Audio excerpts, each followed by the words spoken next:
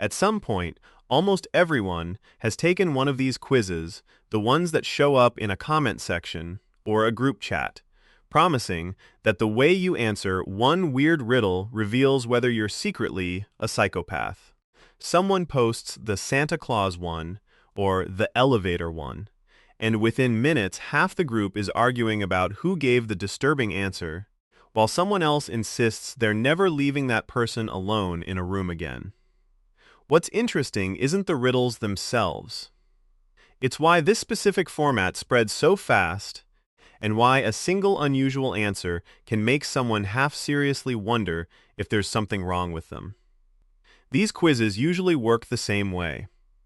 You're given a strange scenario with an ambiguous ending, and you're told there are two kinds of people: those who answer one way and those who answer the other, darker way. The setup already does most of the psychological work before you even reach the question. By framing it as binary, normal versus something else, it invites you to search for the other answer, because that's the interesting one, the one worth posting about. This is closely related to something called the Barnum effect, where a vague or broadly worded statement feels specifically true about you, even though it was written to apply to almost anyone. A quiz doesn't need real diagnostic power to feel accurate.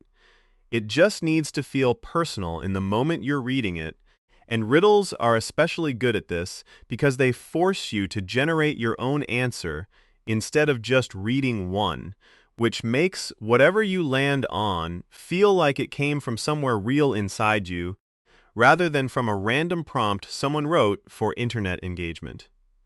There's also a simpler pull happening underneath all of it: morbid curiosity about your own mind. Most people are fairly confident they're not dangerous, not cruel, not capable of real harm. That confidence is exactly what makes a quiz like this fun instead of frightening. You're not actually worried about the outcome. You're testing the edges of a question you already assume you'll pass. It's the same instinct behind horror movies or true crime content, a controlled, low-stakes way to look at something unsettling without any real risk attached. The riddle format just turns that curiosity into something you can play with friends, which is why it spreads through group chats instead of staying a solo activity. Nobody forwards a personality quiz they took alone in silence. They forward the one that got a reaction out of a group, because the real payoff isn't the result. It's watching someone else's face change when they hear their own answer read back to them. But here's where it gets genuinely interesting from a behavioral standpoint. When someone in the group gives the unexpected answer, the darker one, something shifts immediately. The room goes quiet for a second, then someone laughs a little too hard, then somebody says half-jokingly that they're never going to be alone with that person again. That reaction isn't really about psychology. It's about pattern breaking. Humans are wired to notice when a response deviates from the expected script, and an unexpected answer to a trick question gets flagged the same way an unexpected answer to any social question would, as noteworthy, memorable, slightly alarming. It has almost nothing to do with the person's actual character and almost everything to do with how attention works. A creative or unusual answer isn't evidence of anything, except that someone thought about the question differently than the others did. The brain treats surprise as a signal worth remembering, regardless of whether the thing that caused the surprise is actually meaningful, which is exactly why the weird answer in a friend group tends to get repeated for months afterward, long after everyone's forgotten the other 4 questions in the quiz. This is worth sitting with for a second, because the labeling effect that follows is more powerful than the quiz itself. Once a friend gets tagged as the psychopath one in the group, even as a joke, that label tends to stick around and quietly color how people interpret everything that person says afterward. A slightly blunt comment gets read as cold. A joke that would have landed fine from someone else gets read as unsettling. This is a documented pattern in how first impressions anchor future judgment. Once a frame gets set, ambiguous behavior afterward tends to get filtered through that frame rather than judged on its own. A silly quiz result becomes a lens, and the lens sticks longer than anyone intended it to. It's the same mechanism behind why a single embarrassing moment in high school can follow someone for years even after they've completely changed. The group's memory doesn't update as fast as the person does, because updating a first impression takes active, deliberate effort, and most people never bother putting that effort in for something that started as a joke.